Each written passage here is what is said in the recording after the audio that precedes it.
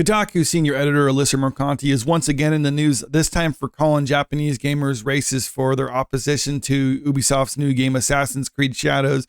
But then it come to find out that she didn't realize she was calling all Japanese gamers racist. So then she tried to backpedal and say that it was other people who were basically misconstruing what she was saying. Kotaku senior editor Alyssa Mercante played dumb and put the blame on Mark Kearns, aka Grums, after she described Japanese people as racist for calling out Ubisoft in Assassin's Creed Shadows. Mercante initially reacted to a statement from Ubisoft addressing the backlash the company had been receiving for its Assassin's Creed Shadow game.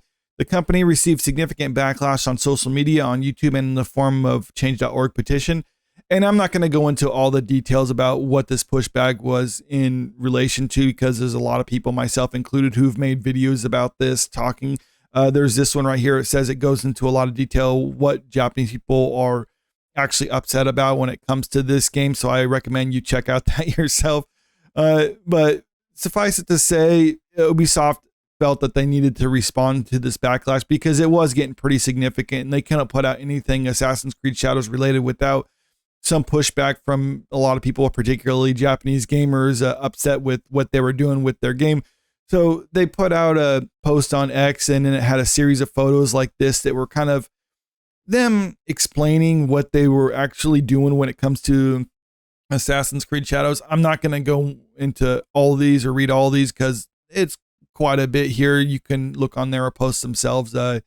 It's still up there, but just to kind of summarize it, what they were saying is, yes, they brought in historical advisors and other things like that to try to be accurate, but at the same time, it's historical fiction, so they want to have certain liberties with it. But to me, that seems like they're trying to have their cake and eat it too, because when people point out some of the historical inaccuracies in the game, then they're just saying like, well, it's historical fiction. And then when there's other things like Yasuki being a samurai, and that they try to say like, well, that's justified because it's Japanese history, and it's not. They try to say in their posts, it's like, well, yes, whether he was a samurai or not is up for debate. And the thing is, it's actually not up for debate. They just, the only people who actually say that he was a samurai are basically people on their side of it or whatever. It pretty much their game is the source of saying that he's a samurai, but that was never even the case. They even had to have people kind of brigade Wikipedia to change the entries that say that he wasn't a samurai in order to try to justify it. But that's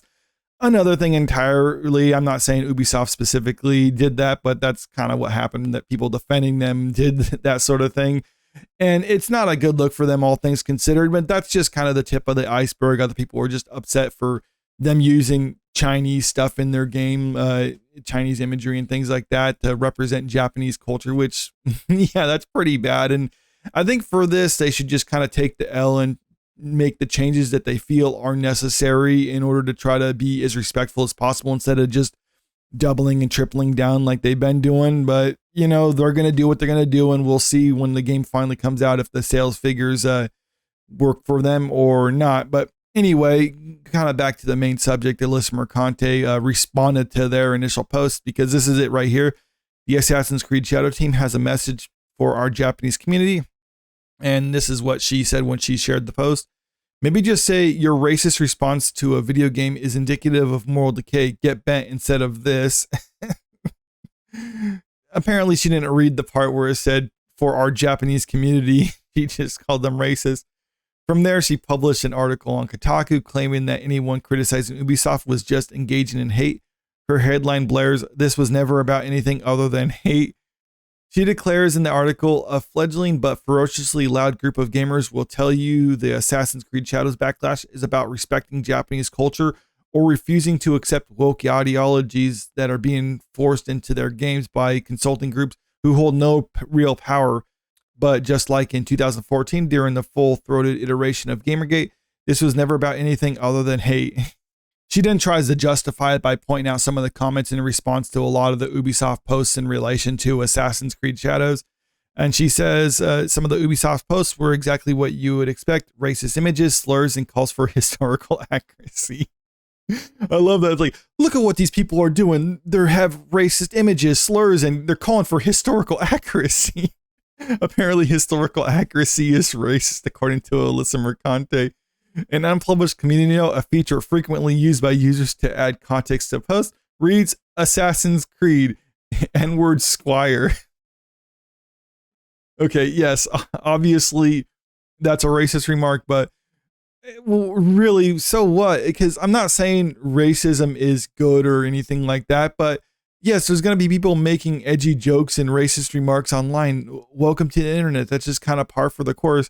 That doesn't mean you have to dismiss all legitimate criticisms for a game because there's a couple people amongst them who are going to make racist remarks. Because if you could just dismiss all criticism because one person in a group is going to make a racist joke or something like that, well, then I think it stands to reason a lot of these studios would probably just employ some person in marketing. Hey, your job is to operate a sock puppet account. Whenever we're getting legitimate criticism, just act like you're a part of that group and then just make a racist joke. And then we can just dismiss all criticism. In fact, I'm pretty sure they probably already do that. We've seen articles in the past about studios that'll do that to try to steer the discussion, but that's another thing entirely.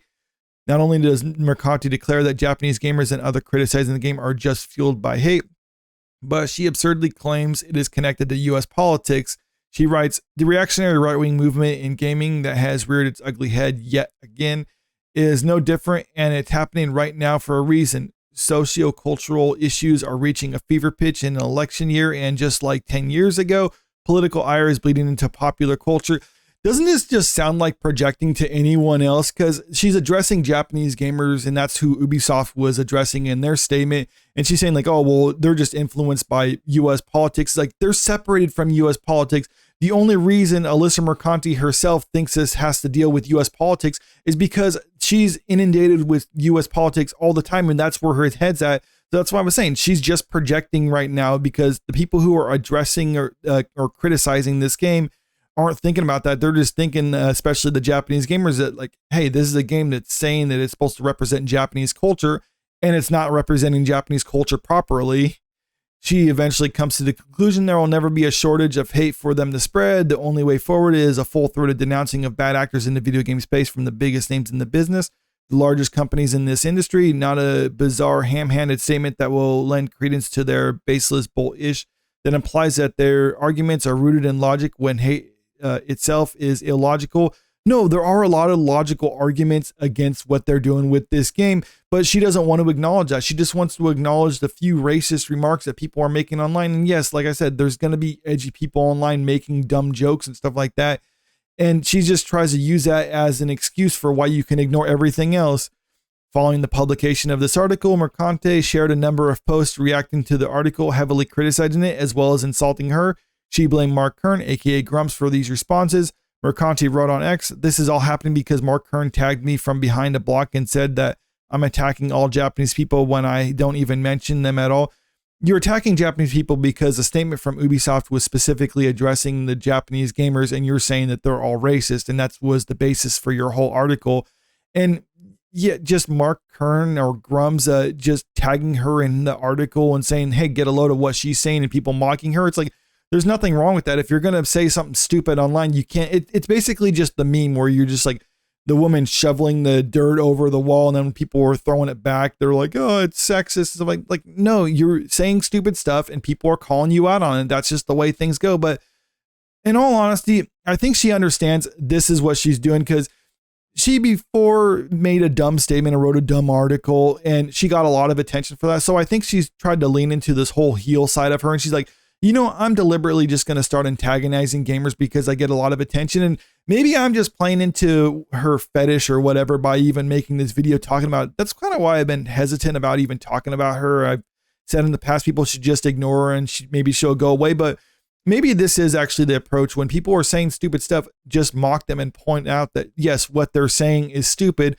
and just continue on like that. But fortunately, working for Kotaku, I don't think she's going to be around there much longer, because Kotaku is probably not going to be around much longer because it has people like this writing for them. And when you got people like this representing your company, well, then I don't see how it can last long in this current landscape. But let me know what you think about all this in the comment section below. And also, if you haven't already, make sure you click that subscribe button if you want to stay up to date with the latest entertainment news. And don't forget to click that like button and share the video out there with your friends, because it really helps out with the channel. Thank you.